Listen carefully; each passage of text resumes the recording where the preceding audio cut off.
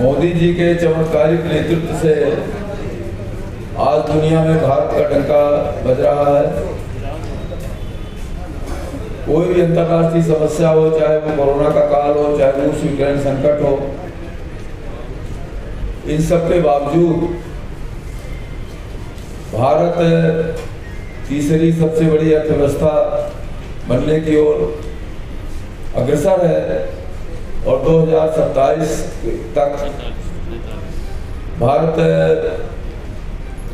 दुनिया की तीसरी अर्थव्यवस्था बनेगा। और आज जो इंफ्रास्ट्रक्चर के काम, जो विकास के काम, जो रोजगार के चौमुखी विकास हर दृष्टि से जो काम हो रहे हैं, वो आज के काम एक बुनियाद के कामों द्वारा बुनियाद रखी जा रही है और ये बुनियाद है 2047 तक भारत को विकसित राष्ट्र बनाने का। मित्रों, प्रमुख रूप से आज हम इस मानसून सत्र में जो कुछ हुआ उसके विषय में आपसे मुख्य रूप से चर्चा करना चाहूँगा। जैसा कि आप सब ने लिखा है, दिखाया है, सुनाया है कि विपक्ष का घमंडिया गठबंधन लगातार संसद को अवरोधित किए रहा, संसद की कार्रवाई ठप करने का प्रयास किया और उनका केवल एक ही मकसद था कि ये लोकतांत्रिक व्यवस्था के तहत संसद की को पूरी तरह से ठप किया जाए। लेकिन इसके बावजूद भी इस सत्र के दौरान लोकसभा और राज्यसभा में 25 सरकारी विधेयक प्रस्तुत किए गए। 23 विधेयकों को सदन ने अनुमति दी, स्वीकृत हुए। सरकार ने ब्रिटिश काल में चल रहे आईपीसी, सीआरपीसी, एविडेंस एक्ट, इनको पूरी तरह से बदल करके और नए अधिनियम बनाने का निर्णय लिया है और उसे संसदीय समिति को भेजा गया है और तमाम सुझाव आने के बाद इन बदलावों को संसद के समक्ष पेश किया जाएगा। और आप कल्पना करिए कि 125 राजद्रोह से शुरू होता था।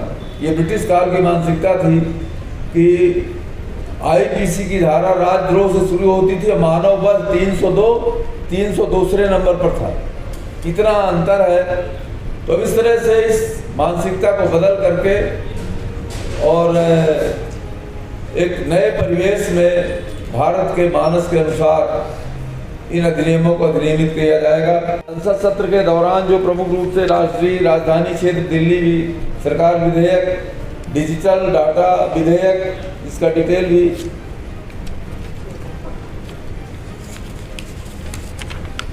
मध्यस्थता विधेयक, अभी 7 करोड़ के लगभग मुकदमे पड़े हुए हैं पूरे देश में, इसलिए मध्यस्थता विधेयक लाया गया है कि अधिक से अधिक मामले का निपटारा हो सके। राष्ट्रीय अनुसंधान फाउंडेशन के लिए 50,000 करोड़ रुपए का फंड स्थापित करने का निर्णय लिया गया है। उसमें तमाम निजी सेक्टर से भी फंड का इस्तेमाल किया जाएगा। इसलिए शोध को बढ़ावा देने का, जो हमारी सबसे बड़ी कमजोरी रही है कि हमारे यहाँ शोध नहीं होते, अनुसंधानों की कमी की वजह से ब्रेन ड्रेनेज होता है। बाहर जा कर के दुनिया में हमारे ही बच्चे नए अनुसंधान करते हैं और इसको रोकने के लिए, ब्रेन ड्रेनेज को रोकने के लिए, अनुसंधान को बढ़ावा देने के लिए राष्ट्रीय अनुसंधान फाउंडेशन विधेयक लाया गया। तटीय जल कृषि प्राधिकरण लाया गया। तमाम जो मछली उत्पादन का जो किसान काम करते हैं, जो मछुआरे काम करते हैं, उनके काम को सरल ढंग से किया जाए और जो छोटे छोटे मुकदमे में फंसा दिए जाते थे और छोटी सा अपराध कर दिया, कहीं थोड़ा सा किसी कानून का उल्लंघन हुआ तो 6 साल, 3 साल, 2 साल, 2 साल, 1.5 साल, 6 महीने की सज़ा होती थी। उसको सज़ा को कम किया गया और ये प्रयास किया गया कि अर्थदंड से इनको दंडित करके और इसका निपटारा कर दिया जाए। राष्ट्रीय नर्सिंग और मिडवाइफरी विधेयक पेश किया गया। आयोग को इसमें गठन होगा, नर्सिस सिस्टम को कैसे मजबूत किया जाए जिससे प्रसव, नवजात शिशु की देख रेख और उपचार, इन सब चीज़ों की व्यवस्था उस विधेयक में की गई है। मित्रों, ये सब कुछ इतने बड़े बड़े काम होते रहे, लेकिन जो ये विपक्ष का घमंडिया गठबंधन था उसने नारेबाजी, बेल आउट में आना और किसी भी इतने बड़े महत्वपूर्ण विधेयक पारित हुए विधेयक में हिस्सा नहीं लिया और बार बार ये सदन स्थगित होता रहा। इतनी अशिष्टता की गई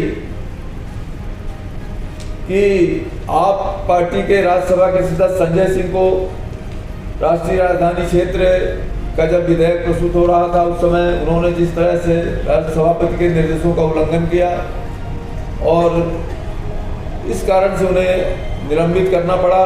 केवल संजय सिंह नहीं, सुशील कुमार सिंह रिंकू जो आम आदमी पार्टी के लोकसभा के सदस्य, उन्होंने जिस तरह की अभद्रता की आप लोगों ने देखा होगा, लिखा भी है।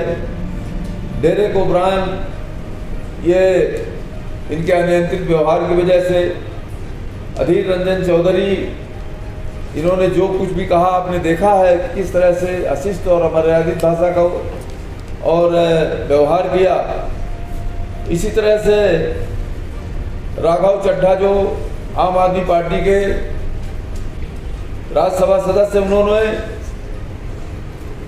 चयन समिति के समक्ष बिना कंसेंट लिए 5 सांसदों के बिना कंसेंट के और उनके कह दिया कि ये भी इसमें काम करना चाहते हैं। तो इस तरह से इन लोगों ने जो काम किया उसके आधार पर राघव चड्ढा को विशेषाधिकार हनन का नोटिस दिया गया। प्रोजेक्ट को ये बार बार लॉन्च करते हैं। मणिपुर के लिए प्रधानमंत्री जी ने कहा कि दोषियों को कड़ी सजा दी जाएगी, शांति का सूरज जरूर निकलेगा और 50 बार पूर्वोत्तर के राज्यों को जिस तरह से उपेक्षित करके रखा गया लगभग 70 साल तक, प्रधानमंत्री जी के कार्यकाल, प्रधानमंत्री बनने के बाद स्वयं प्रधानमंत्री जी 50 बार पूर्वोत्तर गए और 400 बार केंद्रीय मंत्रिमंडल के सदस्यों ने पूर्वोत्तर का भ्रमण किया और यही वजह है कि पूर्वोत्तर में शांति स्थापित रही। कहीं भी किसी तरह की हिंसक घटना, मणिपुर का एक दुर्भाग्यपूर्ण घटना को छोड़ दें तो कहीं भी कोई दुर्घटना घटित नहीं हुई। और ये आज कोई भी मौत हो, चाहे वो एक आदमी की हो, चाहे कितनी भी संख्या हो, वो दुखद है। लेकिन आज ये जो लोग हमारी सरकार पर इस तरह के हिंसात्मक गतिविधियों पर काबू न पाने का उलाहना देते हैं, आलोचना करते हैं, संसद का गतिरोध करते हैं, वॉकआउट करते हैं, संसद चलने नहीं देते। मिजोरम में इन्होंने हवाई हमला किया था 5 मार्च 1966 को। तो इस तरह से इन्होंने कभी विश्वास हासिल नहीं कर पाए पूर्वोत्तर के राज्यों का, पूर्वोत्तर का। लेकिन प्रधानमंत्री जी के प्रयासों से केंद्र सरकार ने जिस ढंग से काम किया, वहाँ मंत्रियों की विजिट हुई, रेलगाड़ियों से जोड़ा गया, हवाई अड्डों से जोड़ा गया, तो आज स्थिति यह है कि पूर्वोत्तर में अमूमन शांति रही इस दुर्घटना को छोड़ करके। अमित शाह जी ने भी मणिपुर की घटना के लिए वो हमेशा कह रहे थे कि ये चर्चा करिए। और मैं आपको बताना चाहूँगा कि पूर्वोत्तर के जितने भी घटनाक्रम, हिंसक घटनाएं हुई, अनवरत आप सब साक्षी हैं कि पूर्वोत्तर हमेशा अशांत रहा। 700 लोगों की हत्याएं हुई, मारे गए लोग, इतने बड़े आंदोलन चले, लेकिन कभी भी गृह मंत्री ने संसद में उत्तर नहीं दिया। ये जब 600 लोग मारे गए थे, इसी मणिपुर में 700 लोग मारे गए थे, तो गृह राज्य मंत्री ने उत्तर दिया था। कभी भी किसी भी गृह मंत्री ने आज तक किसी भी हिंसक घटना का, दंगों का कहीं उत्तर नहीं दिया। लेकिन प्रधानमंत्री, गृह मंत्री जी बार बार कह रहे थे कि आप चर्चा करिए, मैं उत्तर देने के लिए तैयार हूँ। मणिपुर की घटना में कोई एक ये राज्य सरकार की ने तो शांति स्थापित करके रखा था, सब लोग भाईचारे के साथ रह रहे थे। लेकिन उच्च न्यायालय का एक निर्णय आया जिसमें मैतेई समुदाय को भी आदिवासी कैटेगरी में डालने का निर्णय पारित हुआ। उसको लेकर के ये घटनाक्रम शुरू हुआ। अब अमूमन शांति है। इस व्यवधान के बावजूद भी, इतने बड़े हिंसक आंदोलन के बावजूद भी खाद्यान्न की कोई कमी नहीं आने दी गई, दवाइयों की कोई कमी आने नहीं दी गई। और इस तरह से और जो लोग शामिल हुए, गृह मंत्री जी ने तो वहाँ चैलेंज किया कि आप कहो, उठ करके खड़े होकर के बताओ कि मैं नाम बताऊं कि कौन कौन लोग शामिल हैं। आप कहते हो कि हमारे लोग शामिल हैं, पर मैं नाम बता सकता हूं, आप बता दो, आप कह दो कि हाँ नाम बताओ।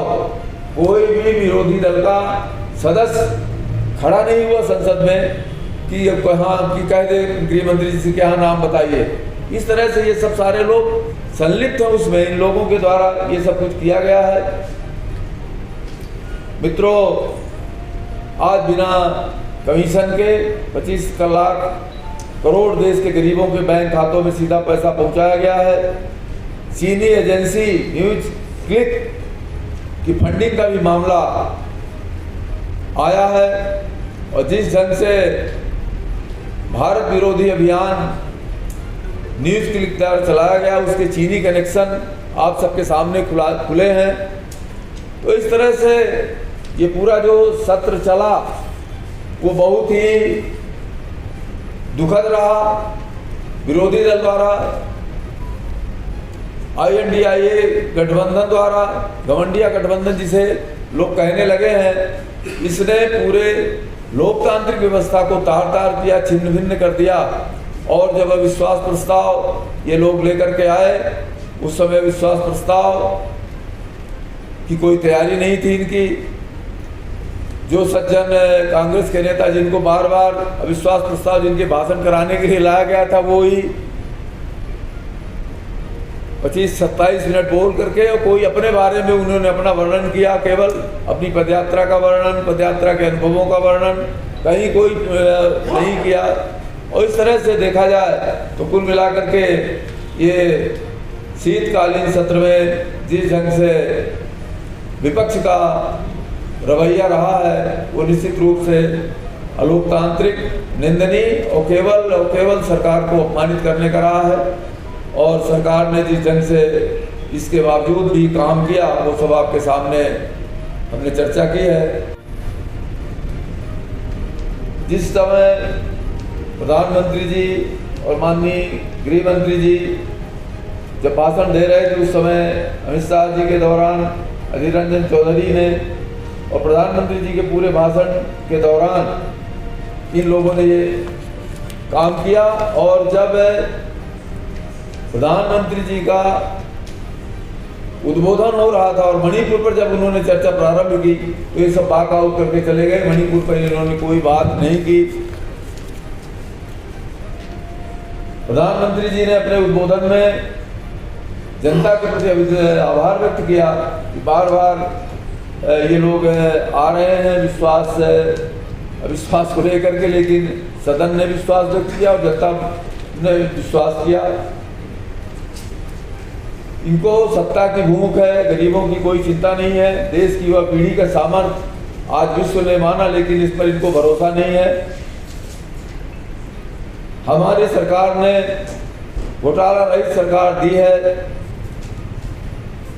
और ये भी है कि जिसका ये भला चाहते हैं जिसका ये बुरा चाहते हैं उसका भला ही होता है। जिसका इन्होंने जितना बुरा चाहा, देश की आज भलाई हो रही है, देश की उन्नति हो रही है। और जैसा कि मैंने आपसे निवेदन किया कि जो हमारी अगली सरकार है वो भारत की तीसरी सबसे बड़ी अर्थव्यवस्था बनेगी। ये रिफॉर्म, ट्रांसफॉर्म और परफॉर्म के जरिए हम तीसरे नंबर पर पहुंचेंगे। इन्होंने इंडिया को भी तोड़ दिया। I dot, N dot, D dot, I dot, A dot, इस तरह से भारत के नाम को ही खंड खंड किया। और केवल ये इंडिया नाम एक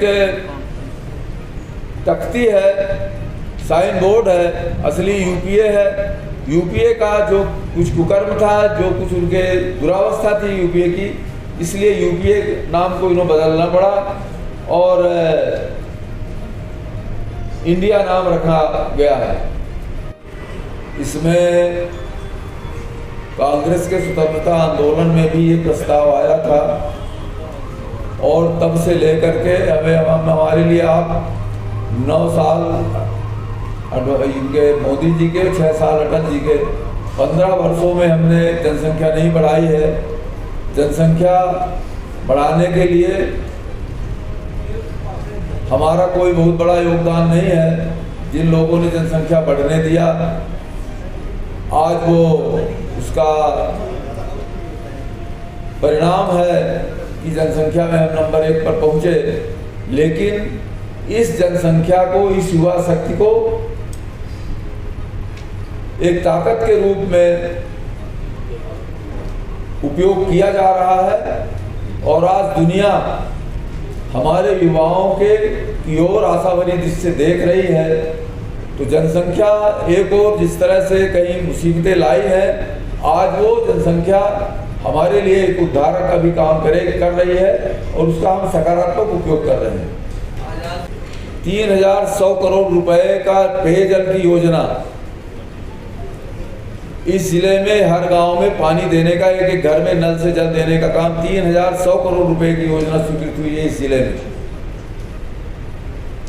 सुपर स्पेशलिटी हॉस्पिटल, 140 करोड़ रुपए केंद्र सरकार का पैसा इसमें लगा हुआ है।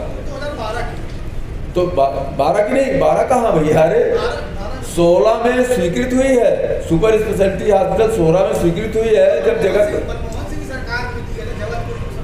जबलपुर में मिला होगा, रीवा में नहीं मिला था। रीवा में मेरे कार्यकाल में 2016 में इसकी स्वीकृति हुई है। ये भ्रम जो फैला रहे हैं, कई लोग तो कहते हैं कि हवाई अड्डा भी पहले से ही बना हुआ है। कोई लोग कहते हैं कि जितनी रेलें चल रही हैं वो तो सब हमारी चलाई हुई हैं। बहुत लोग कहते हैं कि जितनी ट्रेनें नई सिरे से, चाहे वो नागपुर की हो, मुंबई की हो, राजकोट की हो, जितनी ट्रेनें चल रही वो तो हमारी चलाई हुई। तो उसके लिए अपन क्या कह सकते हैं? हमने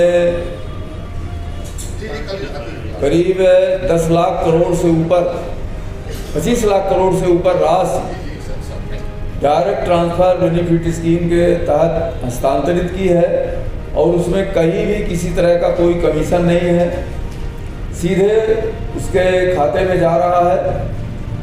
अब बाकी जो छुटपुट घटनाएं होती हैं उन पर भी कंट्रोल करने का प्रयास किया जा रहा है।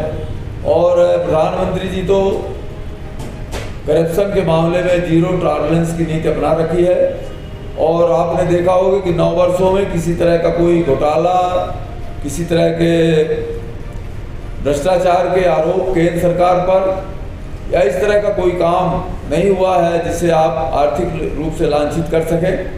बाकी कुछ निचले स्तर पर है, उसको भी ठीक किया जाएगा।